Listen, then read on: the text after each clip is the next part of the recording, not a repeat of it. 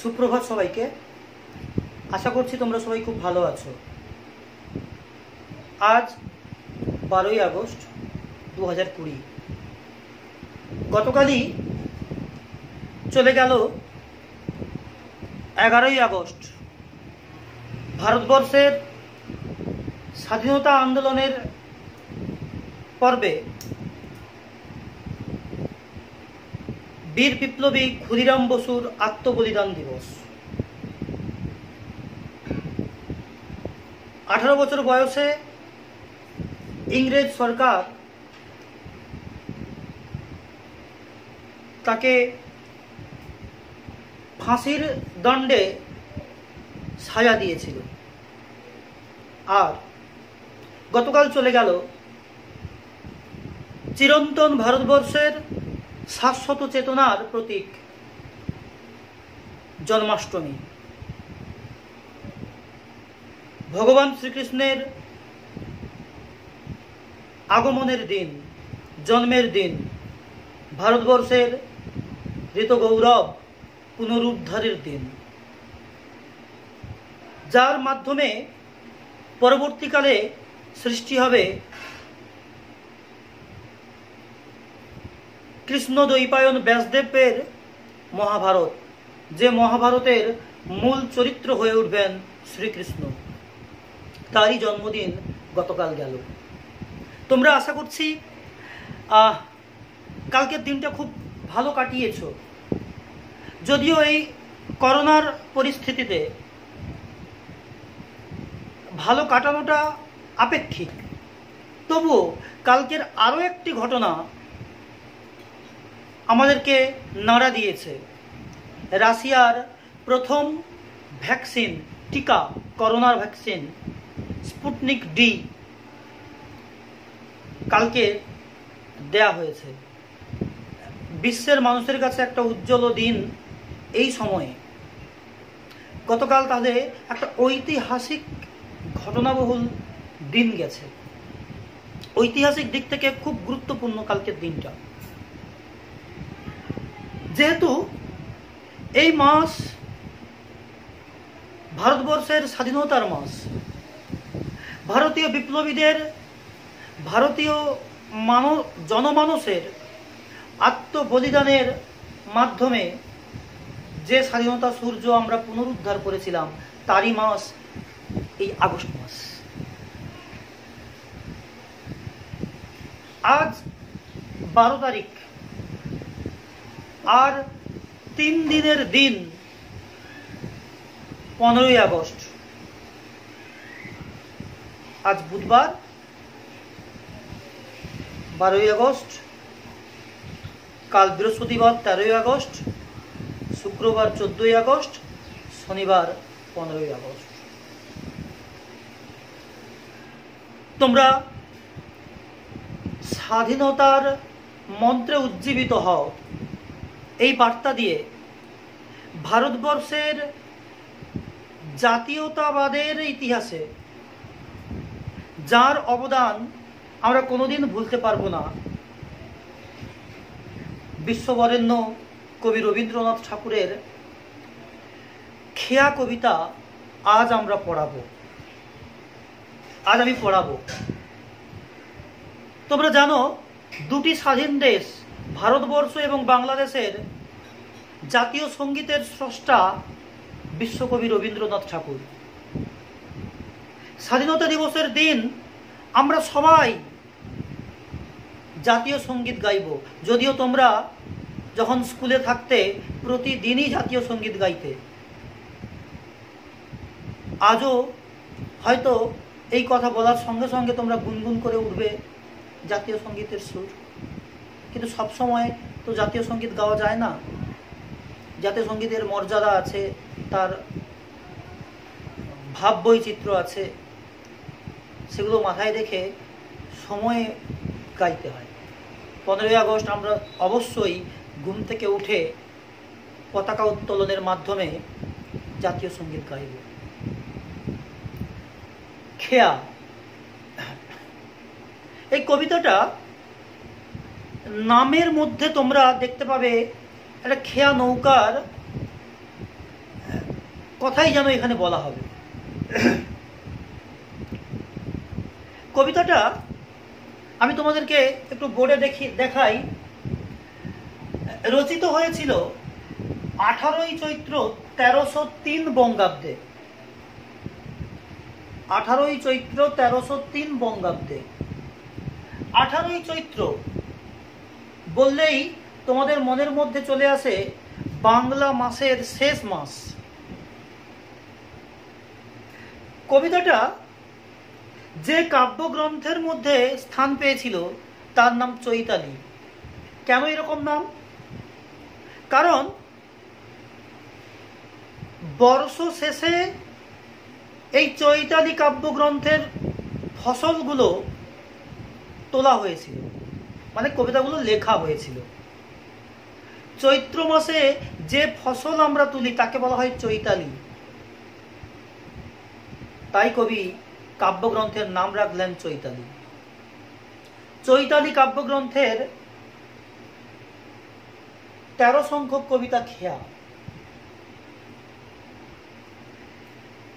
এই সময় এই 1303 বঙ্গাব্দের এই 18ই চৈত্র, এই সময় কবি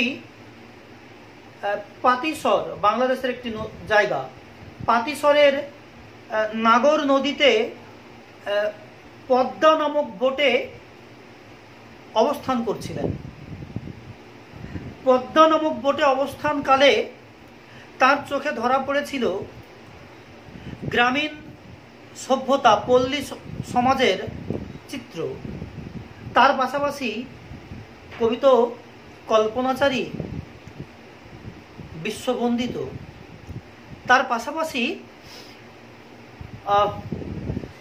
বিশ্বের নানান চিত্র কবির কবিতায় মধ্যে, কবির মনের মধ্যে ভিড় করে এসেছিল।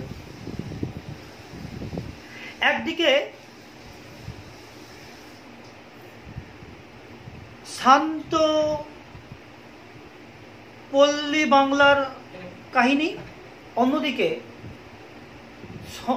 দ্বন্দ্ব সংঘাতে ভরা পৃথিবীর চিত্র মিলেমিশে একাকার হয়ে গেছে খেয়া কবিতায়। আমি কিছু বৈশিষ্ট্য লিখেছি, দেখো। খেয়া কবিতাটা সনেট বা চতুর্দশপদী কবিতা বলি। কবিতা সনেট বা চতুর্দশপদী। চতুর্দশপদী কবিতায় মানে 14টা পংক্তি থাকে। সৌন্দর্য চেতনা নয়, মানব জীবনের প্রতি গভীর আকর্ষণ কবিতায় প্রাধান্য পেয়েছে। সৌন্দর্য চেতনা এই কবিতায় প্রাধান্য পায়নি, মানব জীবনের প্রতি গভীর আকর্ষণ প্রকাশ পেয়েছে। মানবতা বোধের জয়গান গেয়েছেন কবি। একদিকে দ্বন্দ্ব সংঘাতময় রক্তাক্ত পৃথিবী, অন্যদিকে শান্ত স্নিগ্ধ মানবিক সম্পর্ক মাখা পল্লী জীবনের ছবি ধরা পড়েছে এই কবিতায়। দ্বন্দ্ব সংঘাতময় পল্লী পৃথিবী আর শান্ত স্নিগ্ধ পল্লী জীবন। একদিকে ক্রূরতা, আরেকদিকে প্রেমের সংমিশ্রণ, প্রেমের জয়গান এই কবিতায় বর্ণনা করেছেন। একটু তোমাদেরকে পড়ে শোনাই চৈতালি কাব্যগ্রন্থ বা খেয়া কবিতা সম্পর্কে কবি নিজে কি বলেছেন।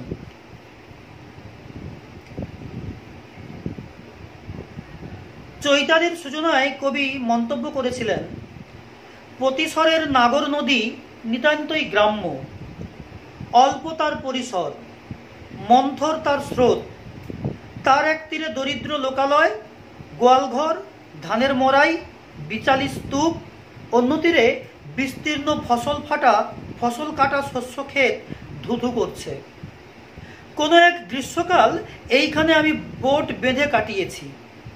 দুঃসহ গরম, মন দিয়ে বই পড়বার মতন অবস্থা নয়। বোটের জানালা বন্ধ করে খড়খড়ি খুলে সেই ফাঁকে দেখছি বাইরের দিকে চেয়ে। মনটা আছে ক্যামেরার চোখ নিয়ে, ছোট ছোট ছবির ছাপ দিয়ে দিচ্ছে অন্তরে। অল্প পরিধির মধ্যে দেখছি বলেই এত স্পষ্ট করে দেখছি।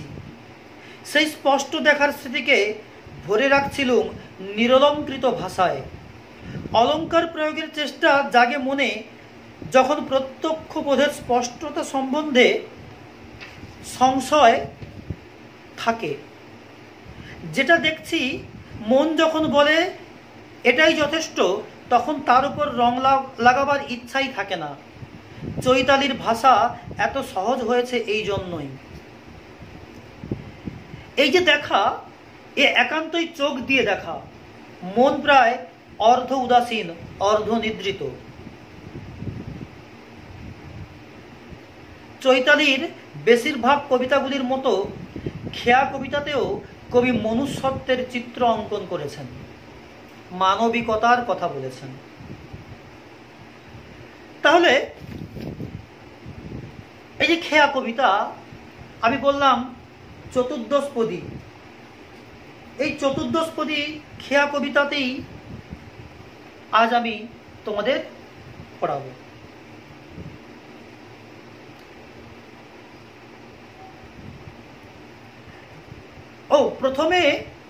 প্রথম যে সত্যপ্রসাদ গঙ্গোপাধ্যায় এই কবিতাটা প্রকাশ করেছিলেন, তখন এই কাব্যগ্রন্থ প্রকাশ করেছিলেন, তখন ছিল 13 সংখ্যক। পরে কবি যখন চৈতালি কাব্যগ্রন্থ প্রকাশ করেন, তখন এই কবিতাটা 19 সংখ্যক কবিতা হিসেবে লেখা হয়। আমি বলেছি বছরের শেষ উৎপন্ন শস্যের নাম থেকেই কাব্যের নাম চৈতালি। এবার পড়ি। যদিও চতুর্দশপদী, কিন্তু কবিতাটা অষ্টক বা শতকে ভাগ নেই। কবি নিজের মনের মতো অন্তমিল সহ ছন্দবদ্ধ করেছেন কবিতা। তথাকথিত পয়ার বা সনেট বা চতুর্দশপদী কবিতার যে বৈশিষ্ট্য, সেই বৈশিষ্ট্যের থেকে নতুন চিন্তা চেতনায় কবি জেগেছেন। খেয়া, রবীন্দ্রনাথ ঠাকুর। খেয়া নৌকা পারাপার করে নদী স্রোতে, কেহ যায় ঘরে, কেহ আসে ঘর হতে। দুই তীরে 2 গ্রাম আছে জানা শোনা, সকাল হইতে সন্ধ্যা করে আনাগোনা। পৃথিবীতে কত দ্বন্দ্ব, কত সর্বনাশ, নূতন নূতন কত গড়ে ইতিহাস। রক্ত প্রবাহের মাঝে ফেনাইয়া উঠে সোনার মুকুট, কত ফুটে আর টুটে। সভ্যতার নব নব কত তৃষ্ণা ক্ষুধা, উঠে কত হলাহল, উঠে কত সুধা। শুধু হেতা 2 তীরে কে বা জানে নাম, দোহা পানে চেয়ে আছে 2খানি গ্রাম। এই খেয়া চিরদিন চলে নদী স্রোতে, কেহ যায় ঘরে, কেহ আসে ঘর হতে। একটু বলি, এই যে দোহা মানে একে অপরের পানে, চেয়ে আছে 2খানি গ্রাম। কবি জীবনানন্দ দাশ নকশিকাঁথার মাঠ বলে একটি কাব্যগ্রন্থ লিখেছিলেন। সেখানে ছিল, আজও এই গাঁও অঝরে চাহিয়া ওই গাঁওটির পানে, নীরবে বসিয়া কোন কথা যেন কহিতেছে কানে কানে। এখানে কবি লিখছেন দোহা পানে চেয়ে আছে 2খানি গ্রাম। কোথাও যেন রবীন্দ্রনাথের সঙ্গে মিলে যাচ্ছেন জসীমউদ্দিন নকশিকাঁথার মাঠে। এবার ব্যাখ্যা। খেয়া নৌকা পারাপার করে নদী স্রোতে। খেয়া নৌকা পারাপার করলে প্রথম যে বিষয়টা আমাদের মাথার মধ্যে চলে আসে, এপারের খেয়া ওপারে গেলে এপারের লোক ওপারে নামে, আর ওপারের লোক এপারে আসে। তাহলে নদী স্রোতে খেয়া নৌকা পারাপার করার সঙ্গে সঙ্গে কবি কি দেখছেন? কেহ যায় ঘরে, কেহ আসে ঘর হতে। অর্থাৎ অন্তর আর বাহিরের খেলা যেন চলতে থাকে। ওই যে কেহ যায় ঘরে মানে অন্তরে, আর কেহ আসে ঘর হতে অন্তর থেকে বাহিরে। অর্থাৎ একটা খেয়া নৌকা যেন পৃথিবীর যোগাযোগের অন্যতম মাধ্যম হয়ে যাচ্ছে।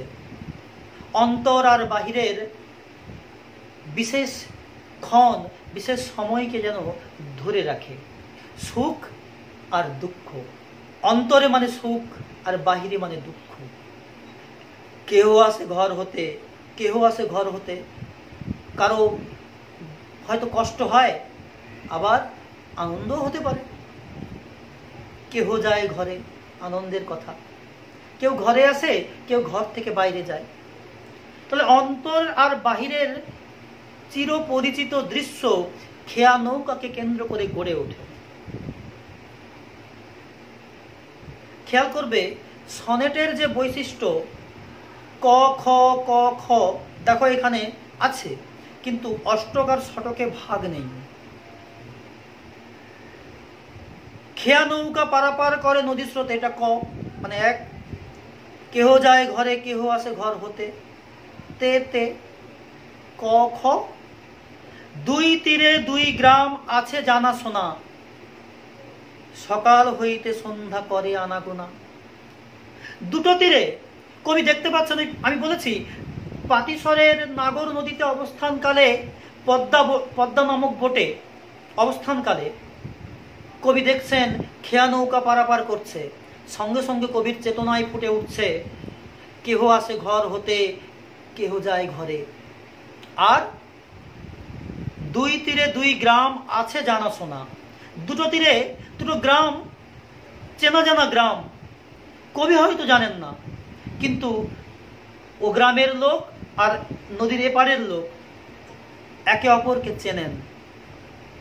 সকাল হইতে সন্ধ্যা করে আনাগোনা। এই যে জানাশোনা থাকা গ্রাম, সকাল থেকে সন্ধ্যা তাদের আনাগোনা চলে। কেউ ঘরে যায়, ঘরে ফেরে, কেউ ঘর থেকে সুদূরে কর্মের কারণে যেতে হয়। কবির চেতনায় প্রথম যে চারটে স্তবক জাগছে, শান্ত স্নিগ্ধ পল্লী জীবন, যেখানে মধুমাখা পরিবেশ আমাদেরকে অনুপ্রেরণা জাগায়। কবি দেখছেন সেই অনুপ্রেরণার উৎসস্থল আমাদের গ্রাম্য পল্লী জীবন। এরপরে কবি কি বলছেন? পৃথিবীতে কত দ্বন্দ্ব, কত সর্বনাশ। তাহলে দুটো ঘটনা কবি দেখছেন। প্রথমে গ্রামের দিকে চোখ ফিরে রাখছেন, গ্রাম্য পরিবেশে চোখ রাখছেন, পল্লী জীবনে চোখ রাখছেন, দেখছেন কর্মব্যস্ততা, কর্মচঞ্চলতা চলেছে। কিন্তু কবি উপলব্ধি করছেন এই জানাশোনা দুটো গ্রাম, তাদের মধ্যে সম্পর্কের নিবিড় ক্ষেত্র রচনা করে খেয়া নৌকা। আর একই সময় তিনি যখন পৃথিবীর পথে নিজেকে নিয়ে যাচ্ছেন, তখন কি দেখছেন? পৃথিবীতে কত দ্বন্দ্ব, কত সর্বনাশ। পল্লী জীবন থেকে যখন পৃথিবীর দিকে তাকাচ্ছেন, তখন তিনি দেখছেন পৃথিবীর দ্বন্দ্ব, সংঘাত, রক্ত ক্লাক্তময় একটা অপরিচ্ছন্ন পরিবেশ, অশান্ত পরিবেশ কবিকে ভাবনার জগতে নিয়ে যাচ্ছে। কত সর্বনাশ, পৃথিবীতে কত দ্বন্দ্ব, কত সর্বনাশ ঘটছে, অথচ আমার এই পল্লী জীবন যেখানে খেয়া নৌকা পারাপার করে, কর্মচঞ্চলতা, চিরশান্ত কর্মচঞ্চলতার পাশাপাশি শান্ত পল্লীর জীবন, স্নিগ্ধ পল্লীর জীবন কবিকে টানছে। নূতন নূতন কত গড়ে ইতিহাস। পৃথিবীর দিকে যখন চোখ ফেরাচ্ছেন, দেখছেন কি কত নূতন ইতিহাস তৈরি হচ্ছে প্রতিনিয়ত এই খেয়া নৌকার কারণে। তুমি ভাবো, খেয়া নৌকা যদি গ্রাম্য জীবনের প্রতীক হয়, সেখানে আছে কর্মচঞ্চলতা, পাশাপাশি স্নিগ্ধ শান্ত পল্লী জীবন। সেখানে কোনো মারামারি নেই, সংঘাত নেই। আর এই খেয়া নৌকাকে তুমি যদি পৃথিবীর প্রতীক করো, তাহলে কি সেখানে দেখছেন কবি? দ্বন্দ্ব, সর্বনাশ দেখছেন। আর সেই দ্বন্দ্ব সর্বনাশের মধ্যে দিয়ে নূতন নূতন ইতিহাস তৈরি হচ্ছে। কেউ সাম্রাজ্য গঠন করছে, কারো সাম্রাজ্য পতন হচ্ছে। এই গঠন আর পতনের মধ্যে, উত্থান আর পতনের মধ্যে নতুন নতুন ইতিহাস রচনা হচ্ছে, নতুন নতুন ইতিহাস গড়ে উঠছে। রক্ত প্রবাহের মাঝে ফেনাইয়া উঠে, সংঘাত মানে এই রক্ত প্রবাহ, আর সেই রক্ত প্রবাহের মাঝে ফেনিয়ে উঠছে। দুধ বসালে, জল বসালে গরম হলে যেমন ফেনিয়ে ওঠে, ঠিক সেরকম যেন রক্ত প্রবাহের মাঝে ফেনিয়ে উঠছে কি সোনার মুকুট। কত ফুটে আর টুটে, কত সোনার মুকুট, কত সাম্রাজ্য। সোনার মুকুট মানে সাম্রাজ্যের প্রতীক, সভ্যতার প্রতীক।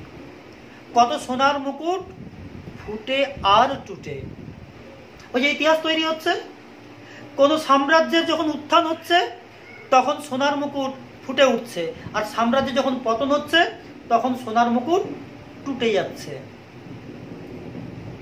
সভ্যতার নব নব কত তৃষ্ণা ক্ষুধা। সভ্যতায় দেখছেন কত নতুন নতুন তৃষ্ণা, পিপাসা যেন দেখতে পাওয়া যাচ্ছে মানুষের মধ্যে।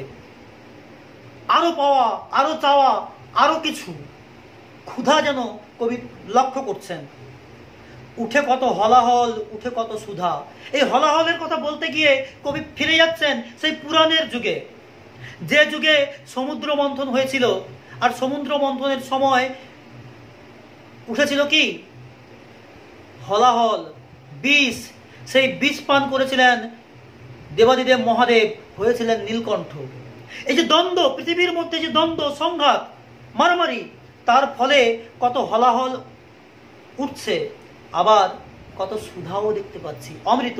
সমুদ্র মন্থনে কিন্তু দেবী লক্ষ্মী পাতাল থেকে অমৃত নিয়ে উঠেছিলেন, সেই অমৃতের ভাগ পেয়েছিলেন দেবতারা, আর অসুররা কিচ্ছু পায়নি।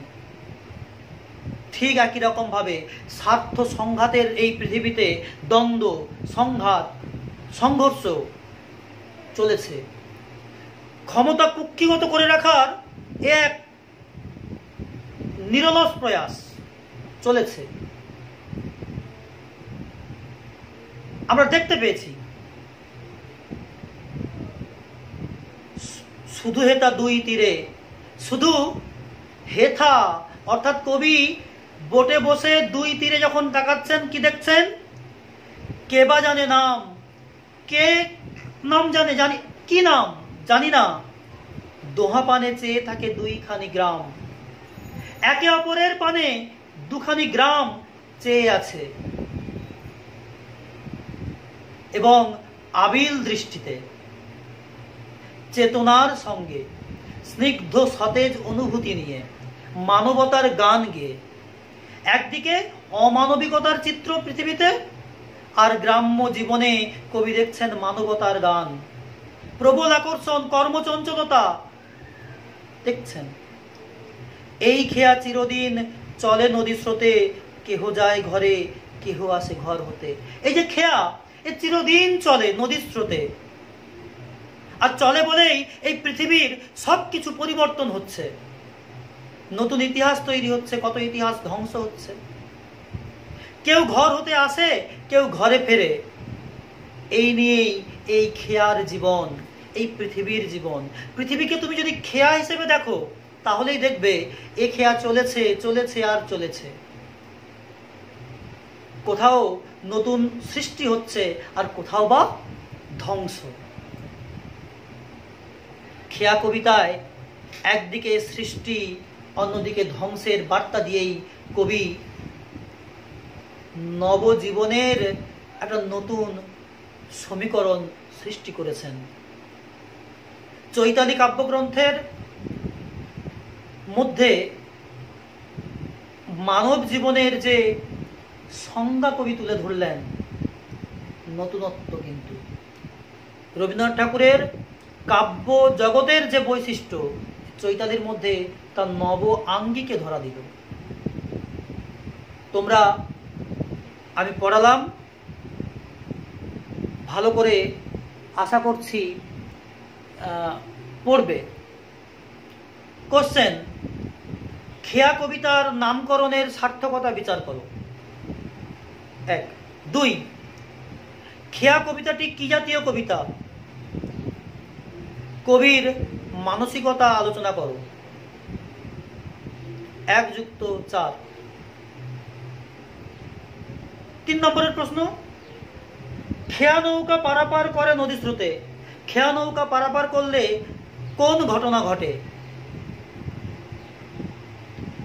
পৃথিবীতে কত দ্বন্দ্ব কত সর্বনাশ, তাৎপর্য লেখো। সোনার মুকুট কত ফুটে আর টুটে, প্রসঙ্গ উল্লেখ করে তাৎপর্য বিশ্লেষণ করো।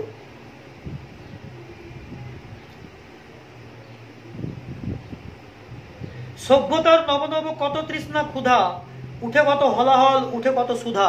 হলাহল কথাটির মধ্যে দিয়ে কবি কোন প্রাচীন ঘটনার ইঙ্গিত দিয়েছেন? এখানে এই অংশটির ব্যবহারের তাৎপর্য লেখো।